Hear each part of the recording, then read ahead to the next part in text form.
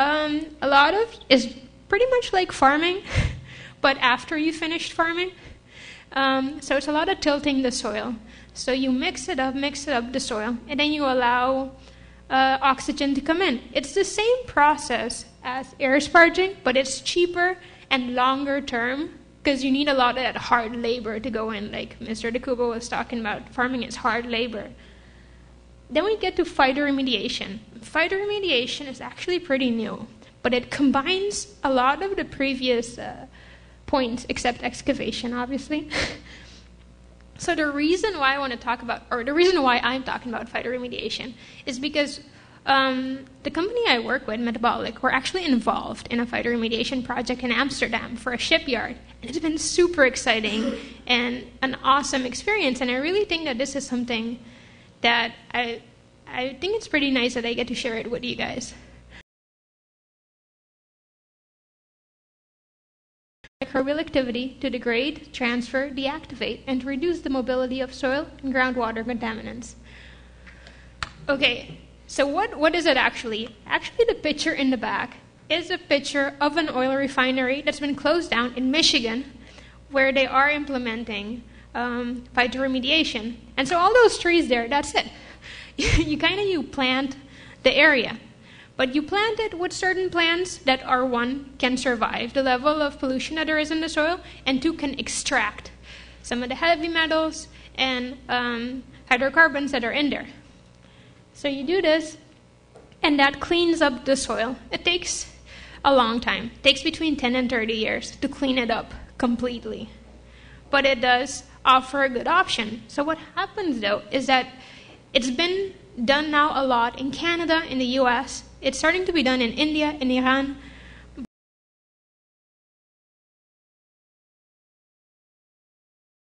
Thing that they're going to do with that right now. So what's pretty cool about our project in Amsterdam is, you guys know, Amsterdam is super dense and busy, and there's stuff happening there. So it's a different project. This is a space we have. This is like actually right across from the train station in Amsterdam. If you go to Amsterdam, please check it out. It's really awesome. These trees growing right there. Right there. These are doing the phytoremediation. We've actually only had it, we planted it last year, so we don't have any results to show yet. But the plants are growing, which is a good sign.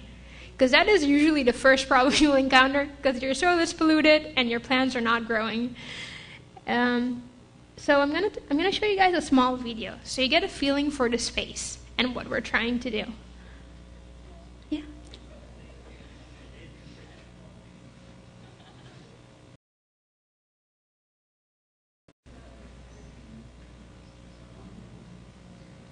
So actually, this is a trailer for a documentary, and I have it. And if anybody wants to see it, it's great.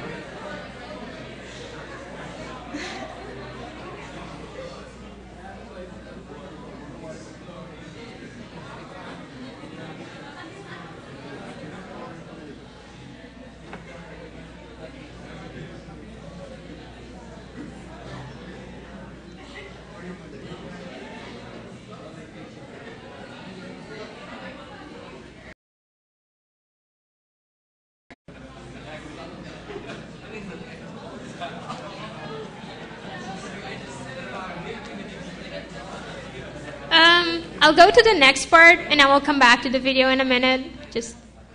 Okay. So yeah. So this is what we're doing. So basically, we got a plot of land where they used to build ships, a shipyard. It's severely polluted, and so the way it is in the Netherlands, it's really hard to construct on it like it is, because you're not allowed to dig into it or put anything underground. So none of your electricity, piping, nothing can go underground because it's too polluted. There's a big challenge.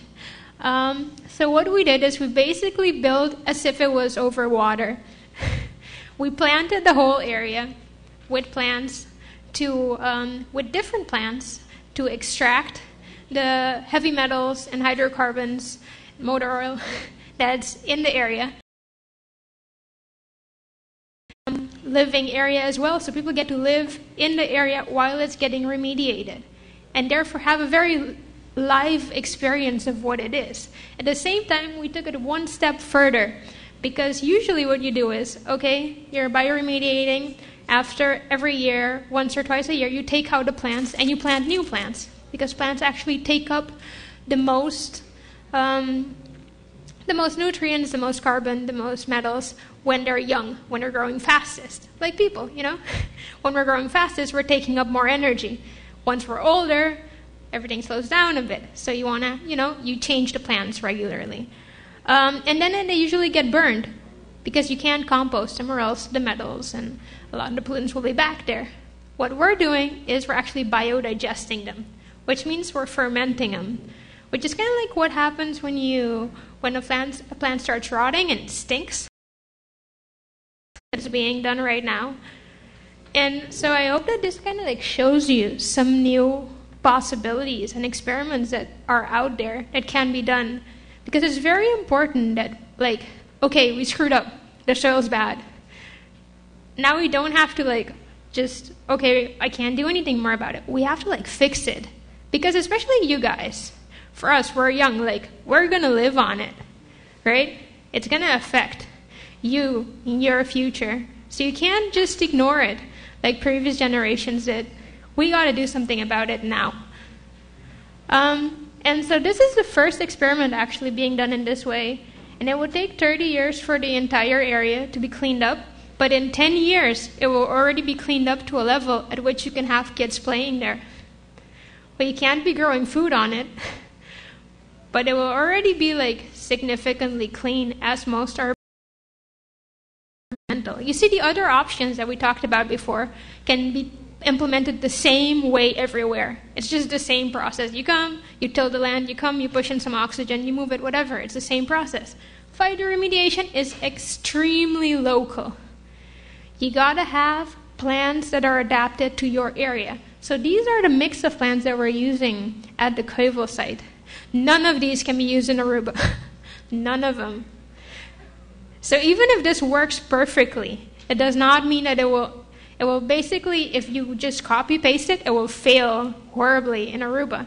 And this has happened many times when people try to replicate a phytoremediation process in a different place. It fails because they try to replicate it exactly. And the whole process of phytoremediation is based on the local biological system.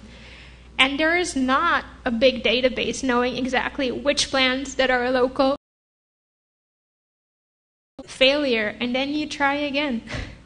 And that's what makes it hard.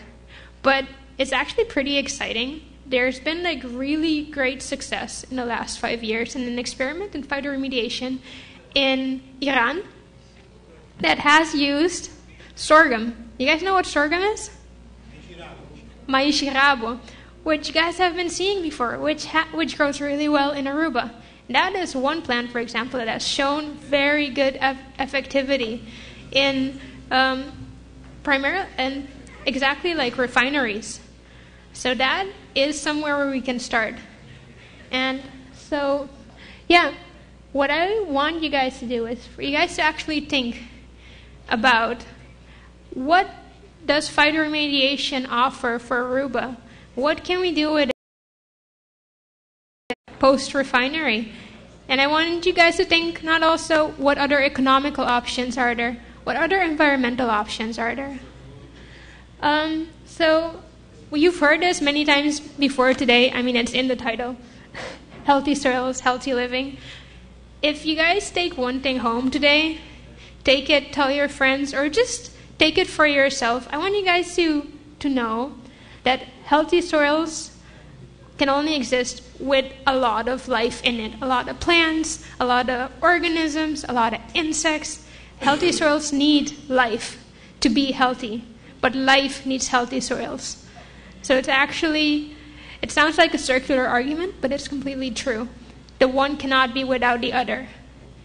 So next time you're out there stepping on crunchy soil, be thankful. Let's see if the video works.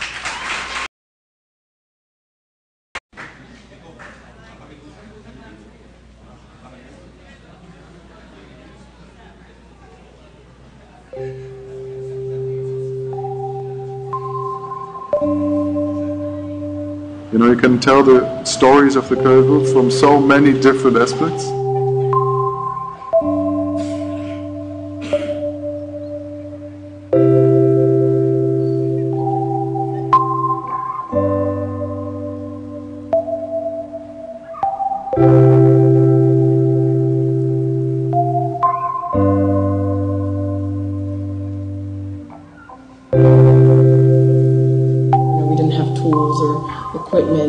To actually do construction, but we decided that we were going to do it anyway because it was an opportunity of a lifetime to prove that what we believe should be the way people develop cities is actually possible.